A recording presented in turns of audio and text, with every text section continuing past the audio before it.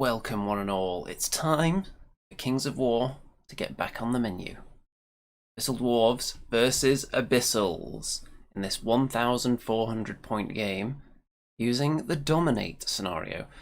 Now, I am going to warn you that when I remove this beautiful graphic from the screen, your eyes are going to be amazed. They may very well pop out of your skull because technology is taking over and experimental things are taking place here. So, prepare yourself, here we go. Look at that, it's like one of them fancy YouTubes like. Look how wild that is. Still could probably use a bit of tweaking. It occasionally decides I don't have hair dangling down at the back there. But anyway, that's enough of the technology. Let's just dive into the game. So, we've got our old pal Mr. Arrow. It's been a while since we played Kings of War. It's been a while since people have played many games, to be honest. I can't think why. It may have something to do with the global pandemic. So, let's have a look. 1,400 points, so not on a full-size Kings of War battlefield, it's just 4 foot by 4 foot. And this central bit of terrain here is going to be acting as the Dominate circle. And we decided to modify it a little bit, so instead of having to measure anything from the centre, we just decided your unit strength will count towards the objective if you are touching this round piece of terrain here in the middle. Couldn't be much simpler than that, could it?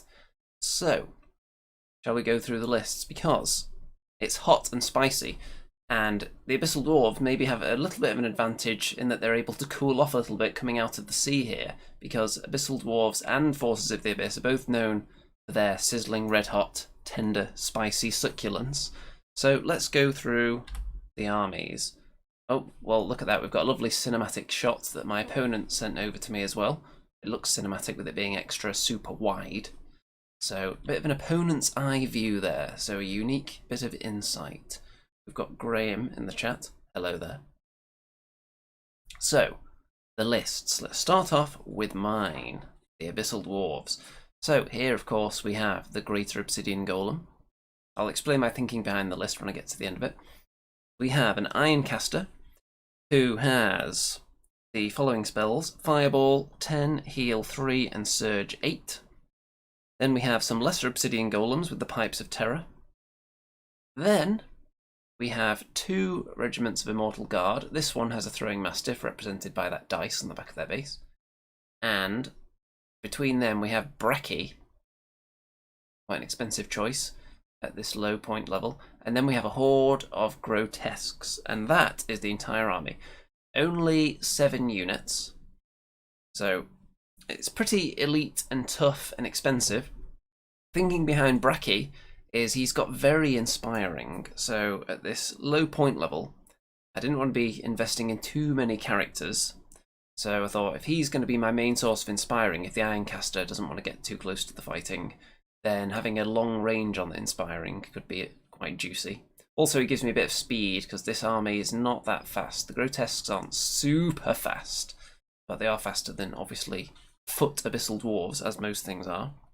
In fact, is there anything slower than an Abyssal Dwarf on foot? Probably a couple of things that can't move at all.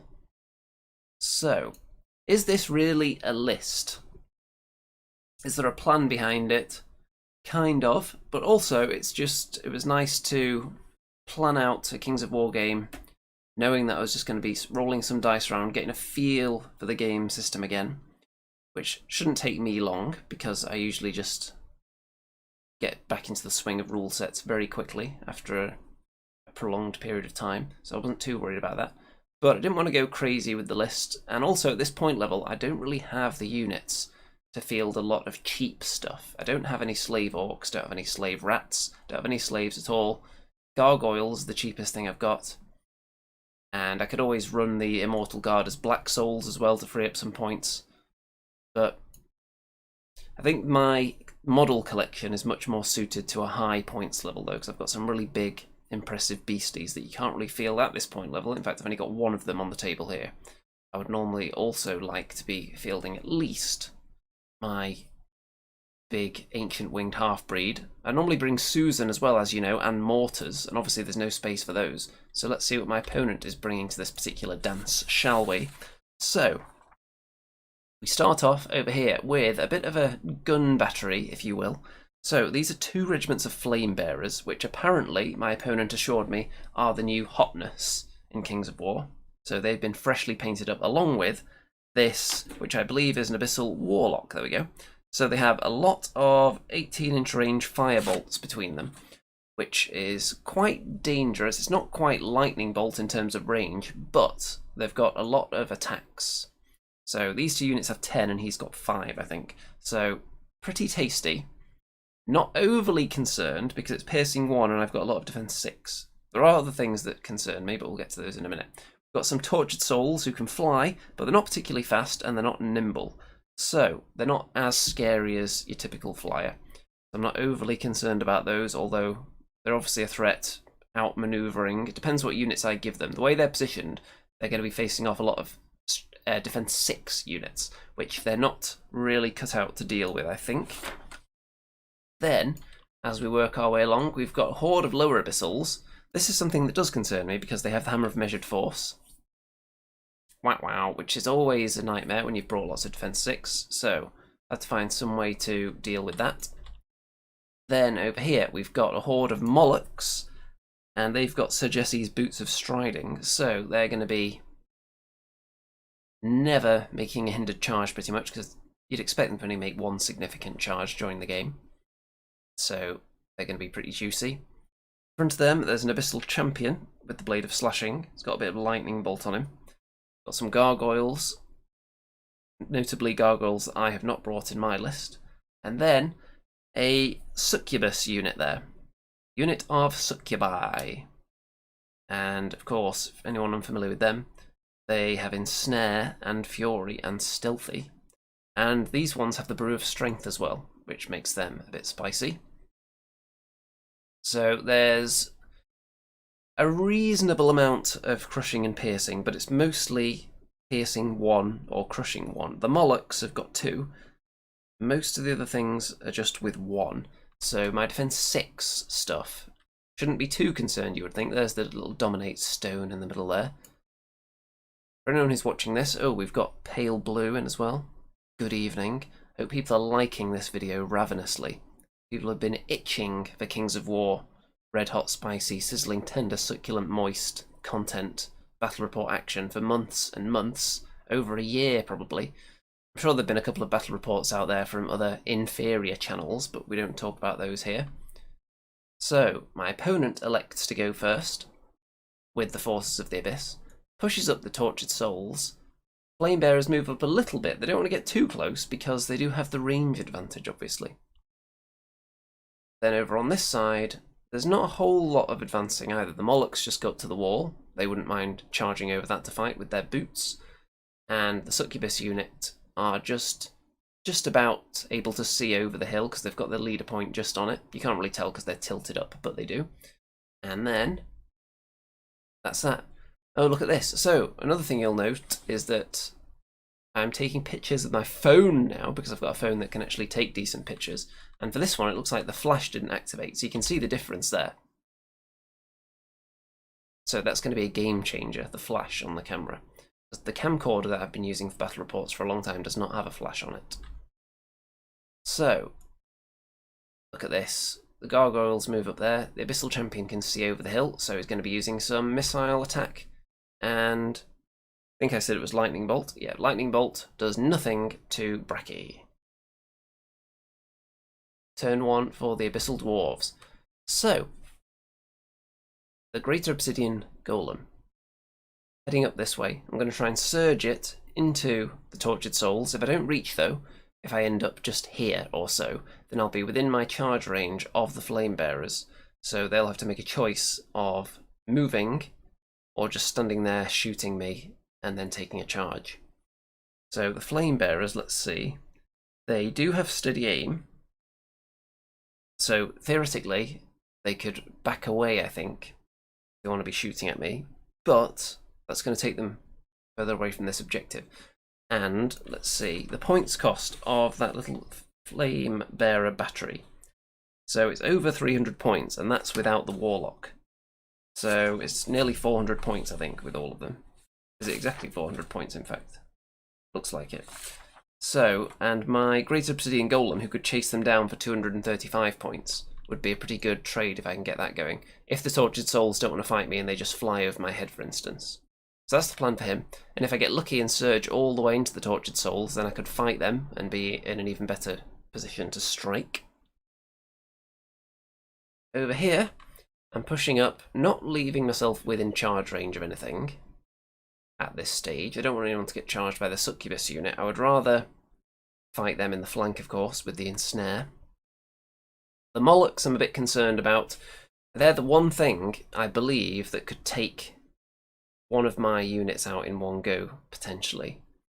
I think statistically, they're fairly likely to do it compared to the rest. Gargoyles definitely won't. Succubi could, but it's by no means a guarantee. The Brew of Strength does help, though. And over here, this horde of lower Abyssals with the Hammer of Measured Force. It gives them a chance, again, but my units also have high nerve, and there's not a lot of wavering capability. So 4 of my units, my 4 frontline fighting units here, can't be wavered. Grotesques are just hanging back, seeing if anyone's foolish enough to come in and prepare the dangerous countercharge. Turn 2, because I don't really have any shooting to use as yet, because I couldn't surge very far. You can see, I think I only surged 2 inches out of 8, and just ends up there. I needed to get 7 if I wanted to hit the unit, so it was unlikely I would do that, but I was hoping to get a little bit further, because as it is now, I'm actually out of charge range of that unit, which I would have been in if I'd got 1 more inch on the surge, which was obviously quite likely. Turn 2 for the Forces of the Abyss. And what do? Well, not a whole lot. They're going to shoot with their firebolts at the Greater Obsidian Golem. They're going to hang back mostly and try and just blink off shooting. So what does this lightning bolt do this time? 2 wounds to Bracky, so he is taking a bit of damage there. And what does the Flame Bearer battery do? So, by my reckoning, let's see, how many wounds should they be doing? I think in my head I was thinking, I didn't specifically work it out, but I was thinking on average I'd expect about 4 wounds to be done from this slot to this massive defense 6 beastie, but they do 6 this time, so that's a little bit dangerous. If they repeated that each turn, then he could be in danger. And I was thinking if they do 4 wounds each time, I don't have to be too concerned. It would take them 3 or 4 turns to kill him probably at that rate. Tortured Souls have moved down here to threaten his flank potentially, so it's not like I'm going to stick around here anyway, so I'm not too worried about that. The fact they're not nimble means that they are slightly limited in what kind of turning they can pull off when they also move. So not like most flyers. They can't find the optimum angle here, I believe. And there's how the battlefield is looking. A little bit of shooting action, not a huge amount. Turn 2 for the Abyssal Dwarfs. So Bracky decides to charge that Abyssal Champion that was on the hill, thinking, why not? I'm not going to be within the charge arc of the Molochs or the Succubus unit, and the Gargoyles are no threat whatsoever, so I'll just take on the Abyssal Champion. Kill it eventually if it comes down to it. And here, the Greater Obsidian Golem moves up. And so I've got a plan for my Ironcaster. And you'll see that I do... Actually, where is he? Okay, my Ironcaster here. I was hoping that I would be able to surge this guy further, but because the Tortured Souls were there, I did not want him to get hurt. So I just dashed him out of the woods over here, so he's safe from being charged by the Tortured Souls, because he would be a really juicy target for them. They could get to him. So I would not like that to happen, one bit. So I'm going to have to go without surge there, just moving up. If I can survive 1 more round of shooting, which you'd expect him to, because that was a very good round that did 6 damage. I wouldn't expect to suffer that many next round. And in the middle, I think I've made a bit of a mistake with positioning these 2 units. I'm very concerned about getting them out of charge range of the Molochs, but I also haven't angled them in such a way so that they're protecting each other, which is a bit of a mistake there. I think that comes from moving units 1 at a time and not thinking about the whole battle plan. So I probably moved this unit first, and then I moved this one up, trying to get them as close as possible to use their Throwing Mastiff, then realised it was out of range, and then didn't move them back again. So they are actually now in danger of being charged by the Succubus unit, I think. and this unit are not looking at them to protect them. So think of the battle line as a whole, don't just one unit at a time and then not modify what you're doing based on change of plan, because they're a little bit in danger there. However, would the succubus unit want to go in on its own? Maybe. Would it kill that unit? It's unlikely they would kill them in one round, but they are on the hill, so they're in with a chance. And then grotesques at the back to back them up. Also, these guys are here as well, who can't be ignored because there is a surge caster right behind them. Joshua is here. Good evening. Hope you're enjoying this red hot content. Turn 3 for the Forces of the Abyss. So, the succubus unit do take the attack here.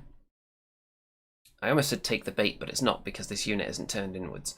So my opponent was, I wouldn't say agonizing, but was hesitant to attack this unit. Took his time over the decision. So I think if I'd had them turned inwards, this unit here, he definitely would not have done it, because that would have just left them totally exposed. So I could have delayed the engagement by a turn by doing that. But maybe I want them to charge me. No, I didn't really particularly want that, especially while they're not guarded there. Gargoyles and the Abyssal Champion charge into Bracky. He does not care about that one bit. And the Tortured Souls turn themselves round a bit, so that they are now a threat again to this guy. But they also want to threaten my units in the middle of the battlefield over here, so they can't turn just completely that way to cover him charging that unit of Flame Bearers. They also have to decide whether they want to stand there and shoot, maybe try and run away a bit, which wouldn't help them too much, or charge him, which would be suicidal. So they are going to stand and shoot him, and look at that, they do 5 damage this turn, which is a little bit more than I'm expecting both times. And there is the nerve roll, 9.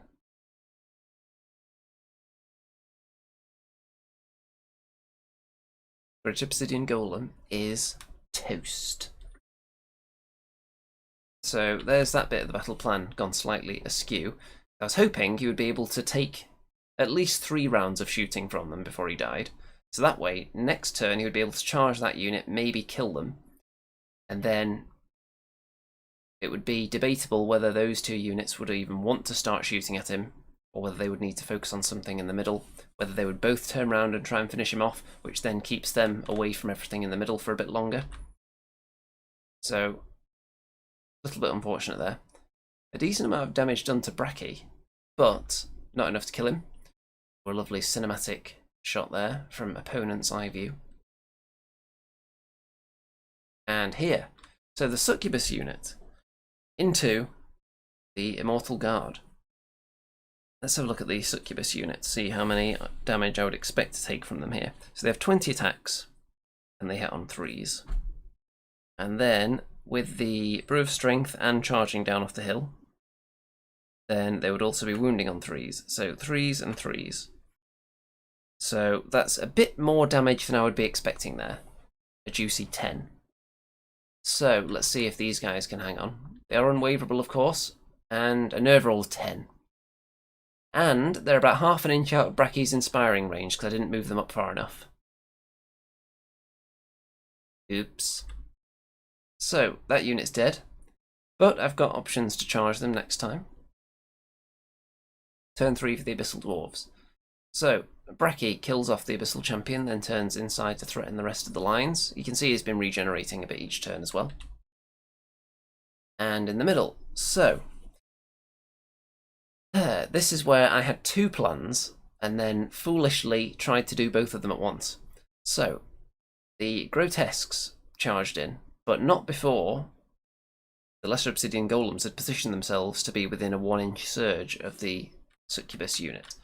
The Immortal Guard have turned to face them as well. But you can see they've not been attacked by the Lesser Obsidian Golems, and you'll see why that is in a minute. So I do manage to wave them, which isn't that useful because they've got Fury. So it was a decent nerve roll to do that, but just the Grotesques did a pretty woeful attack. But why hasn't this unit gone in there, you ask? Well, let's find out. So, the Ironcaster is here.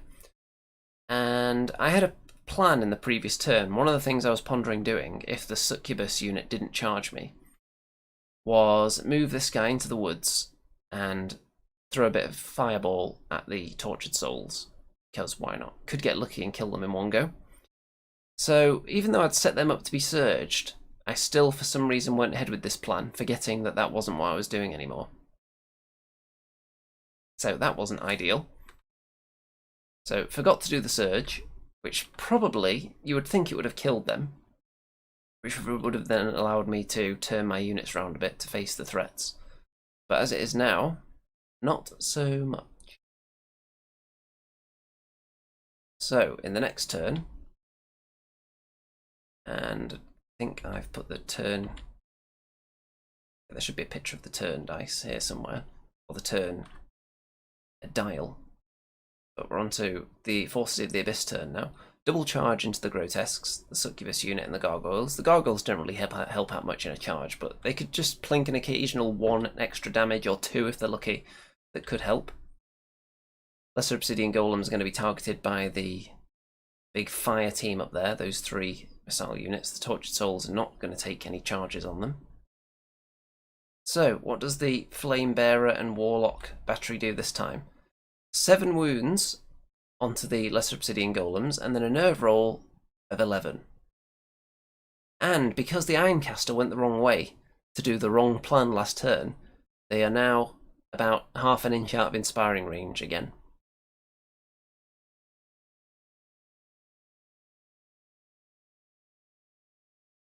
They're dead. That's 1 dead unit. We've got Jazz in the chat. Good evening. Hope people are furiously liking this video.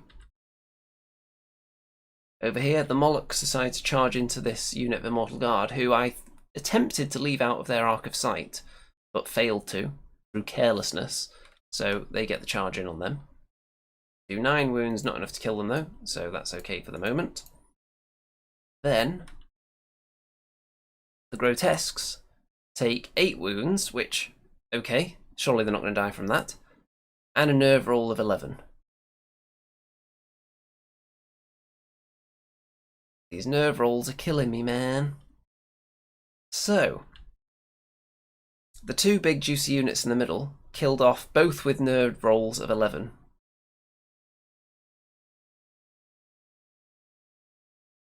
So it's not looking very healthy at the moment. I've got an Ironcaster, I've got Bracky, and I've got an Immortal Guard regiment. It can be done. Let's do this. Turn 4 for the Abyssal Dwarfs. The Ironcaster turns around and just toasts.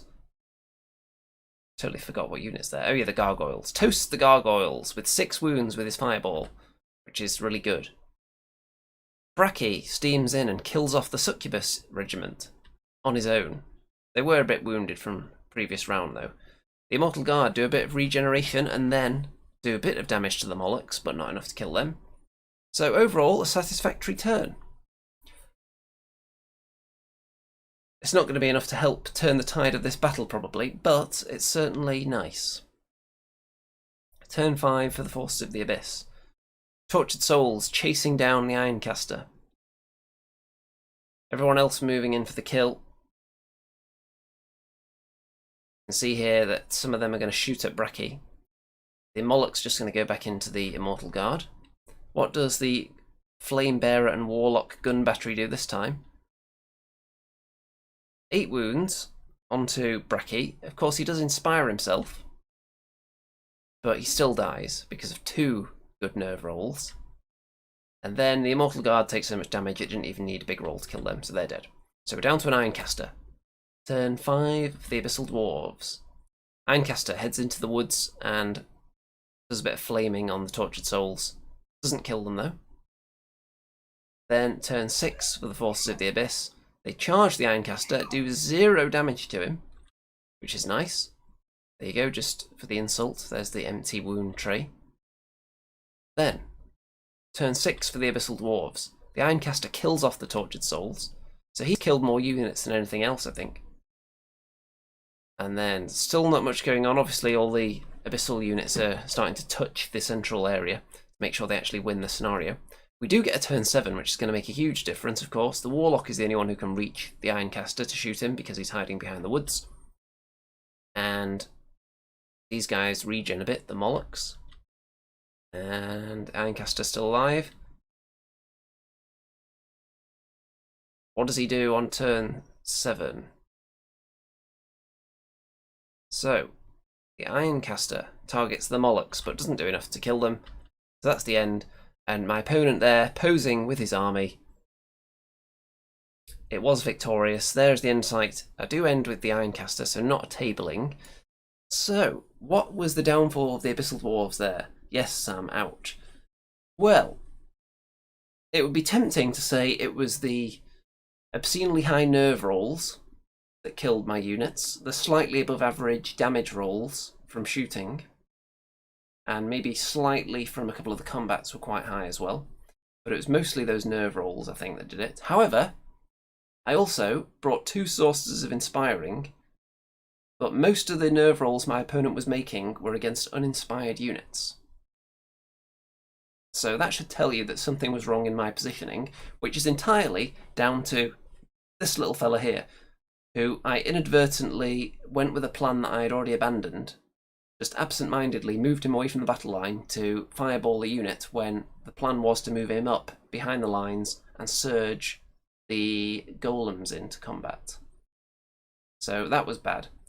Obviously, this fire team should have been held up for another turn, I think, but the greater golem was very unlucky to go down. Should have been able to take one of those units out. And I never found out how I was going to deal with this unit here, because that hammer of measured force was useful against everything in my army. So it was the ideal unit upgrade to be taking against my list. And yeah, I don't really have any feeble low defense units in the Abyssal Dwarves. What would be good against the hammer of measured force? Half-breeds, maybe. They don't have very good defense. I don't have any slave units. Gargoyles, obviously, would be fun, but they would get killed anyway. So yeah, it's a good choice, but I never actually had to face that unit at all during the game, so it was irrelevant. The Molochs, quite scary. Scary, but I don't think they're quite as good as the lesser obsidian golems. Let's just make sure I'm not making wild statements here. So, they hit better than the lesser obsidian golems. They have much lower defense though. They have regeneration. They don't need to be surged. Overall, I'm going to give it to the golems because that extra defense. Extra defense and then vicious as well. So if they were battling it one-on-one against each other, just those 2 units, I think I would fancy the golems' chances. Of course, the Molochs would get the charge in probably, unless there was surging going on.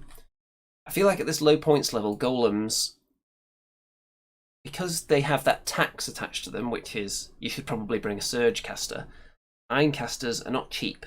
This Ironcaster was 140 points, which is almost as much as a regiment of Immortal Guard.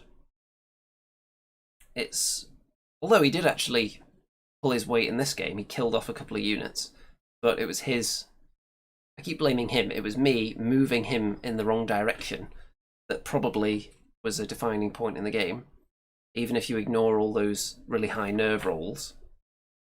Overall, it was a good game to be getting back into the swing of things and to get some mistakes out of the way and get a feel for playing Kings of War again. And next time I'm going to try and do a much bigger point game so I can take a lot more units, because I've got so much stuff in this army. Playing at low point level, it's just, yep, here's a giant, really nicely painted, scary unit. Can't bring that. Here's another one. Can't bring that. Can't bring that. Can't bring that.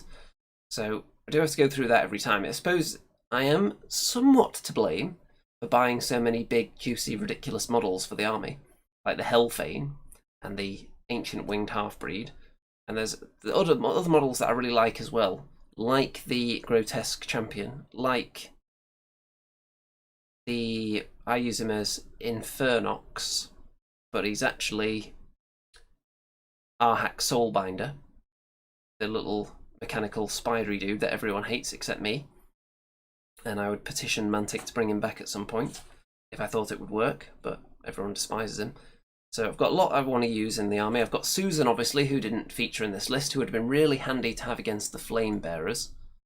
because they wouldn't like their chances against Susan charging in. Let's have a look, because they only hit on 5s in combat, 10 attacks, no crushing or anything, so they would be terrible against Susan. So Susan would be the ideal thing to be chasing them down. Gargoyles would be helpful, although there's potential for them to get gunned down. Mortars, of course, which I didn't bring either because we're such a low points level. Good for long range action. So if we were going up above 2,000 points, which is where most tournaments are going to be now, I would bring in Susan, Gargoyles, probably more Golems, just to make the most of that Iron Caster as well. And I've got half-breeds, but I don't think they're that optimal looking at the other options. I like them because I just really like the models. They might be my favourite Abyssal Dwarf models of the classic bit of the range. So I like bringing them just for that reason. So if I can fit them in, then I try to. But I've also got the Ancient Winged Half-Breed and the Hellfane, two really expensive, massive titans who are going to take up a chunk of points. So if I could play like 3,000 points, I could fit everything in. That would be amazing. But even at 2,300 or so, I'm still going to have to be picking things to leave out, which is annoying. Apart from Abyssal Dwarfs, though, still got my goblins, my undead halflings. When the halfling rules come out, of course, I'll have more options for using them. So that's nice. I've got my undead. Night Stalkers are coming along. I've got a few big monsters, not enough to actually field an army yet. I could have fielded them as allies, potentially, in this game. I thought about it, but I thought, you know what, it's a low point level, so I'm not actually going to be able to take the Shadow Hulk, which is the most impressive model. So the second Shadow Hulk is actually well underway, and I may give you an exclusive look at that here. So look at that tentacle action. And when that's done, I'll have an even less legal army for Night Stalkers. So I do need to get some basic troops as well. What else is going on around here? Well, let's move Mr. Arrow. Let's get rid of him. I'll allow my opponent his time in the sun, just to pose with his army and get some glory, while I'll show you some things that arrived today. So, this channel, getting more professional, as you can see. Look at this, totally fancy, not at all weird and glitchy background here. Using one of the programs that doesn't require a green screen behind me, and occasionally even thinks I have hair. Let's see, is it going to remove the hair? Look at that. Wild. So, channel, back on track, flying into multiple game systems. I'm going to put a lot of time into this thing now. I've got free time. The amount of hours I'm working are not obscene, so I've got the time to do this. So it's time to get back into Age of Sigmar as well. Is it destroying the box? There we go. Is it even going to let me show you what it is? Caradron Overlords. Start collecting box, that's what it is. You can almost see it. So, that is an army that I started selling back in the day, after I'd painted some of them, sold off all the ones I hadn't painted because they were looking at me accusingly. And it's about time to get back on that particular wagon. Also got the new Age of Sigmar General's Handbook, so I can actually play the game, along with the new starter box. Dominion, that's about as much as it's going to let me see. So, you may have noticed the Kings of War logo stamped across the corner of this. That is because this piece of software I'm using has an annoying watermark that I'm skillfully covering up. And what I might actually do, let's get Mr. Arrow on here, so you can have a bit of a behind the scenes peek. I think I'm just going to create a new frame for battle reports that fills up all this area as well, because I only really need to be down here in the corner, don't I? So it can fill up this bit, and that'll completely cover the annoying watermark. I can have the scrolling text coming all the way across to here then.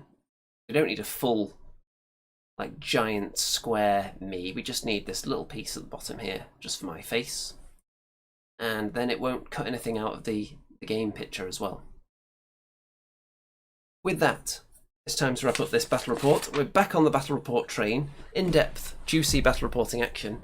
The battle reports for Age of Sigmar are either going to be like this, or I might do them more kind of actiony with dice rolls. I might mix that up for different game systems, actually.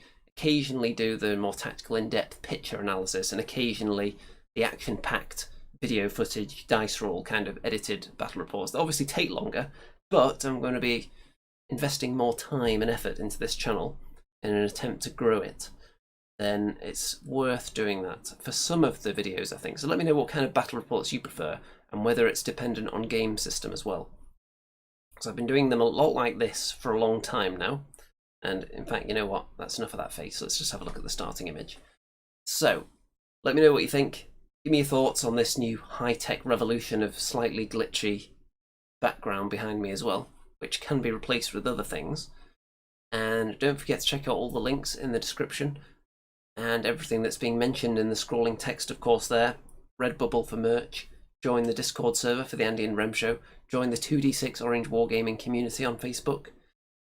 Go to Patreon, obviously give me all your hard-earned cash, why wouldn't you? And you know what, I'm going to start thanking the individual patrons at the end of battle reports as well, because frankly they deserve it, the amount of their hard-earned cash that they shovel in my direction on a monthly basis. So let's personally thank every single patron right now. Let's see who we've got here. So personal thanks going out to the following people: Neil, Raccoon, Cedar, Roshi, Kim, John, Graham, Simon, Nippleless, Eric, Barbara, Brad and Guy. All of you have personal thanks and you do good work. And then with the money you make from that good work, you continue doing good work by shoveling it towards me so that I can produce high quality internet content. Now featuring battle reports, now that people are allowed to be out there playing games in the world again a little bit. And soon, tournaments. We're going to have tournament reports again. Can you actually believe it? One piece of exciting news as well, I will be attending the UK Games Expo in a couple of weeks. So if anyone is going there, let me know. And maybe I'll run into you. Socially distant, of course. Because they did announce that they're sticking with the safety measures, COVID reasons, which is nice. It's going to be a lot safer. So I shall be attending that. Keep your eyes peeled for me. I'll no doubt be wearing orange, of course. You're there as well. I'll be there on the Friday, most likely. That should be the quietest day as well, so the safest. And let's get the episode thumbnail up again. Yo, so we're back on the Kings of War Battle Report train. Choo-choo, this train is never derailing. It's just non-stop. Every single station, red hot, we're picking up a new battle report. And I don't think this analogy is really going anywhere exciting, so we'll run it straight off the tracks and we'll say, if you enjoy this particular brand of red hot, sizzling, spicy, tender, succulent, moist, finger-licking good battle report action and just the content on this channel in general, give me all your money so it can continue. And all that remains to be said is, good night out there, whatever you are.